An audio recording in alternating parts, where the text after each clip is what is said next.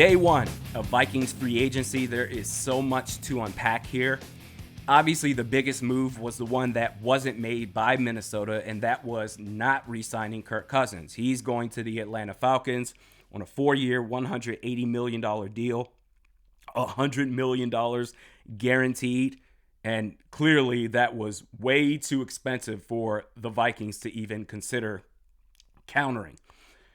I talked about this last week, that this is a big offseason for Kwesi Adolfo-Mensah, in part because we are going to find out who he is as a front office executive.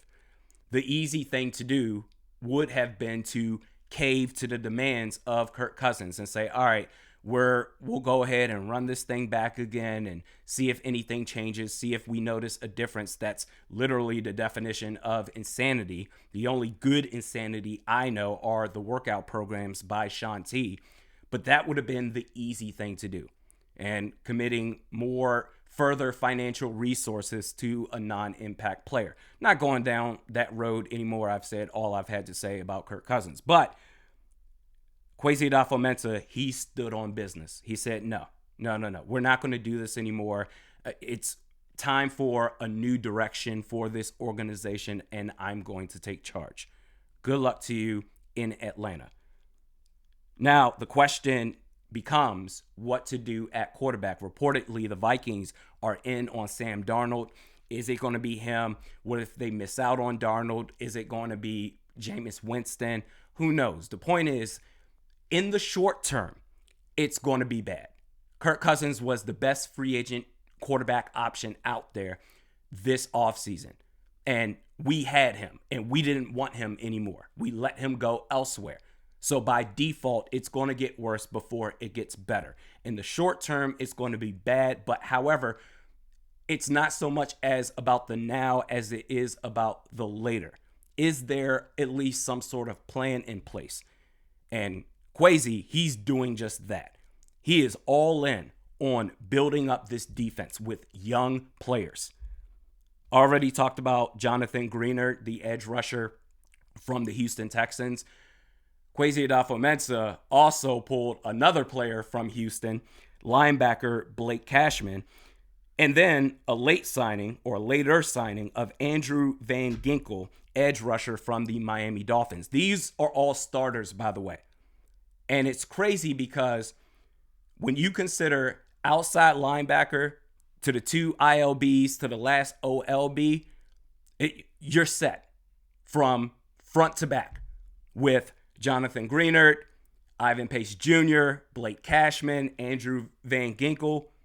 Hey, the defense is already I don't know if better is the proper word, because Jordan Hicks, you did a good job, I will say, of replacing the players that you lost. Jordan Hicks, he's gone, I believe, to the Cleveland Browns. Danielle Hunter, he's going to go sign somewhere else. DJ Wonnum, he's gone. Kwesi did a really good job replacing those players. So from end to end, you're set. All that I'm going to say, and actually going back to that Greenard video that I did where I said, hey man, if you can also combine Greenard with Christian Wilkins, hey, we're sitting pretty right now. However, shortly after doing that video, I saw that he's signing a 4-year, $110 million contract with the Vegas Raiders, $85 million guaranteed.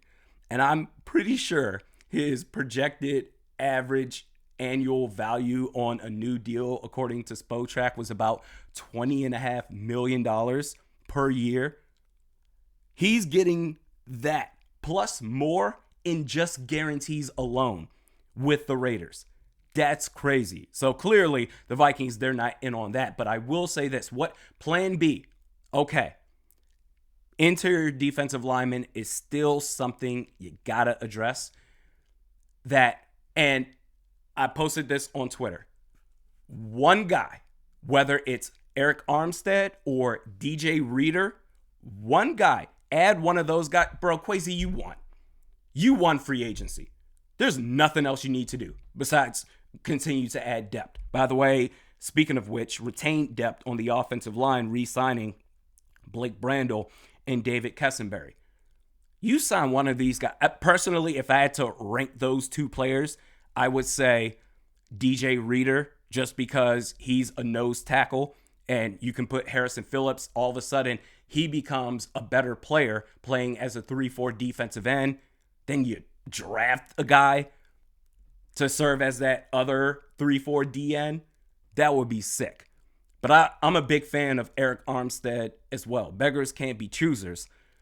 You do that, and hey, man, I promise I won't be greedy anymore. Kwesi's cooking right now. Absolutely crushing it. Saw that we were also in on Tony Pollard. Quite honestly, I'm not a fan of... I can get behind maybe the idea of Derrick Henry. Even though he's a two-down back, he's still a monster capable of the big play. But I'm just not a fan of investing anything beyond a rookie contract or a vet minimum deal for players beyond a rookie contract at the running back position. Just not a fan of it. So actually, I'm glad he ended up going to the Tony Pollard. He ended up going to the Tennessee Titans on a 3-year, $24 million deal. And actually, one last thing that I'm going to bring up about Andrew Van Ginkel. I got a buddy of mine in San Diego. He's a Dolphins fan, hardcore. He texted me right away when he saw the news that we signed his boy, Van Ginkel. And he said, bro, you guys got a good one. He did an excellent job filling in for the injured Jalen Phillips. Andrew Van Ginkel, in 11 starts, 8 tackles for losses, and 6 sacks. I say that's pretty damn good. Pair him with Greenert, them two on the outside. You get a defensive line. Kwesi, I see you.